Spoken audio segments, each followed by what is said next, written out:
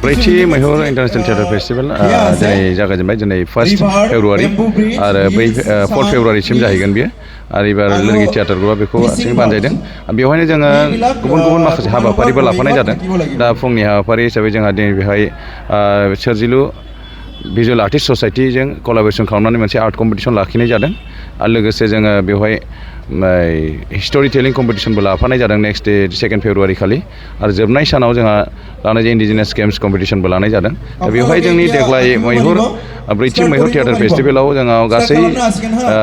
7था फावथाय हान्जाफ्रा बाहागो लाफैगोन बेवहाय जाहैबाय मोनसेयाथ' जोंनि लोरगि थिएटार ग्रुप थाबाय दा दिनै गिबिसिन फावथाय दिन्थिगोन मोनाबिलिनि 5:30 बेवहाय जोंना आमेरिकानिफ्राय फैदों मोनसे नाटक फावथाय हान्जा बिथांमोनजों हेफाजाब होगोन कलकातानि मोनसे हान्जाया बिथांमोनजों हेफाजाब होफागोन लाइटिंनिफ्राय लानानै मिउजिकआव बिथां सल' फावथाय जागोन आरोखि दा बेजोंनो जोङो बेखेवनाय जागोन आरो लोगोसे कलकातानिफ्राय वेस्ट बेंगलनिफ्राय मोनसे बेंगलि नाटक आरो मोनसे हिन्दी नाटक बाहाय बे थुनफावथाय फोरबोआव दिन्थिफुंनाय जागोन लोगोसे जोंहा दङ दिल्लीनिफ्राय मोनसे हिन्दी फावथाय दंबावो बेनिफ्राय आसामनिफ्राय डिब्रुगड़निफ्राय मोनसे एसामिस फावथाय दङ बेबो सल' बेनिफ्राय जोंहा बर' फावथाय हिसाबै लोरगि थिएटार ग्रुपनियाव थाबाय गोदोनिफ्राय जारिमिनारि मोनसे फावथाय होनजायो कमल कुमार ब्रह्म बिथांनि लिरनाय मिमांनि सिमां बेखौ दिन्थिफुंनाय जागोन गागि आर्टिस्टफोर माखासे आरो जोंनि लोरगिनि माखासे गोजाम आर्टिस्टफोर लगायनानै बे फावथायखौ दिन्थिफुंनाय जागोन आरो बेवहाय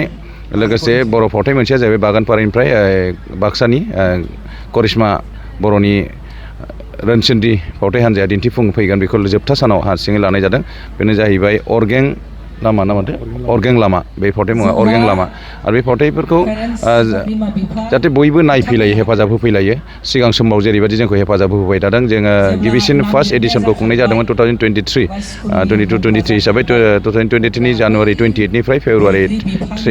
4सिम खुंनाय जादोंमोन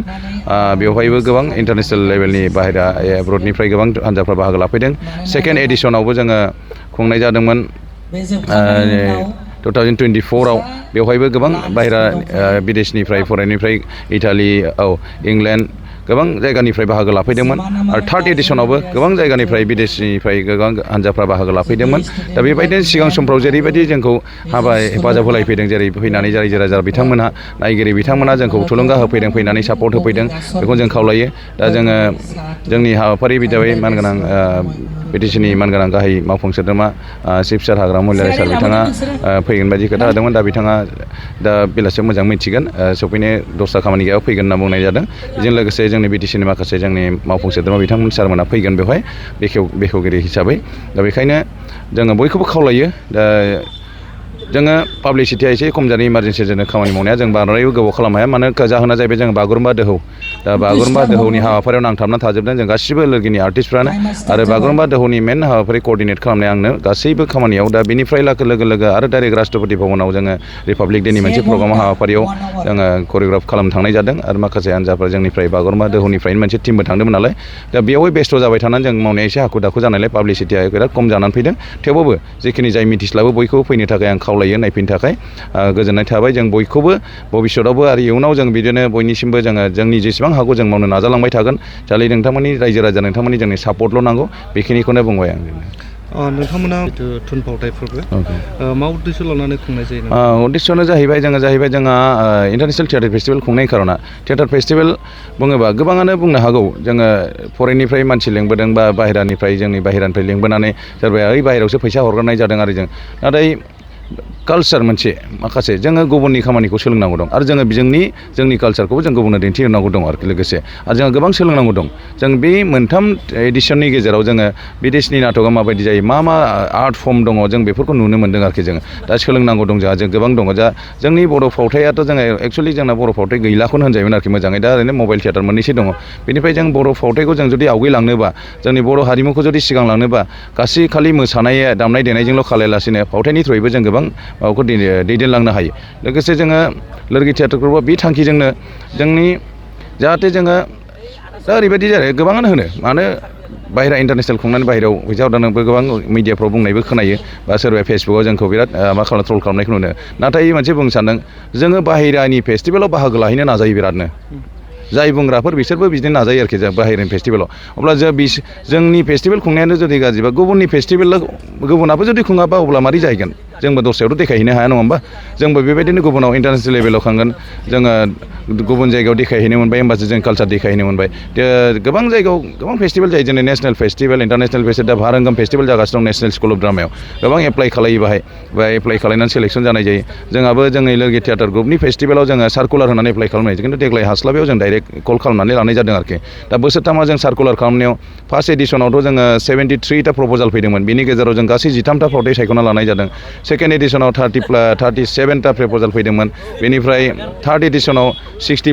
प्रप'जाल फैदोंमोन दा बे डाइरेक्ट एप्लाइ जायनावनाखि नोंनि आसामनिल' नङा इण्डियानिल' नङा फरेननिफ्रायबो जुदि डाइरेक्ट एप्लाइ खालामनानै मिथिबाय जोंनि बड'लेण्डनि सोमोन्दै मिथिबाय लोरगिनि सोमोन्दै मिथिबाय बर' फावथायनि सोमोन्दै मिथिबाय आरो जाय बिथांमोना बाहागो लाफैदों बिथांमोना बारे बारे कल हरफिनबाय थायो बोसोराव कन्टिनिउ फन हरो जों बाहागो लाफिननो मोनगोन ना मोना दासिमबो बिराद जगाजग खालामबाय थादोंमोन आरोखि बिराद गोनांथि आरोखि दा मेनानो जाहैबाय थांखिया जोंना जोंनि हारिमुखौ फुवारनाय जोंनि बर' कालचारखौ फुवारनाय जोंनि फावथाय थुनलाइखौ आवगायहोनाय जों फावथायखौ जोंनि गुबुनाव गोसारहोनाय लोगोसे गुबुननि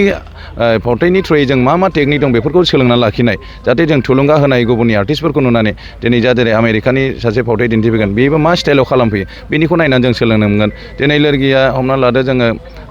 गुबुनखौलाय डिजाइनार लाबोयोमोन दिनै जोंनिफ्रायनो ओंखारबाय जोंनो रोंनानै माथो ट्रेनिं लानानै जोंनो हाहैबाय जोंनिफ्रायनो गासिबो लाइट जोंनिफ्रायनो सालायजोबगोन एबार गुबुननिफ्राय लाइट डिजाइनार लाबोआखै लाइट जों भाराबो लाबोआखै जोङो एसे जमा खालामनानै दिनै लाइटआ मोननैबो स्टेज जेरै जागोन दा मोननै स्टेजावबो लाइटआ जोंनिनो गासिबो जोंनिनो लोगोनि आर्टिस्टफ्रानो खालायजोबगोन बेहाय लाइटखौ डिजाइनखौबो गासिबो लाइटनि सेटिंनिफ्राय लानानै लाइट बानायनायनिफ्राय लानानै बेखिनिखौ एक्सपार्ट जाहैनो हाबाय आरोखि दा बेनो मोनसे जोंनि थाखाय गिदिर मोनसे देरगाथाव बाथ्रा आरोखि दा बेहाय जोंहा देग्लाय लादों जोङो सिगांफ्रावथ' जों बड'फा कालचार कमप्लेक्सआव लादोंमोन नालाय दा जोङो जोंनिनो सेन्टाराव लानो होनानै लोरगि थियेटार ग्रुपआव मोनसे भेन्यु लानाय जादों स्टेज बेनिफ्राय लोगोसे जोंनि नांजाबनानै दङ सुबुंथिनि थान्दै बिनेस्वर ब्रह्म मांखरसालि जा बे गोथै फबनाय जायगायाव दा बिथाङा बेहायबो मोनसे स्टेज दङ नालाय बेहाय सान्दामारि बड'फा कालचार कमप्लेक्स खाथियावनो जों बेवहायनो लादों दा आं बारै गले खावलायदों जाहाथे बयबो फैनानै जोंखौ हेफाजाब होफैलायो नायफैलायो बेखौनो खावलायनाय जागोन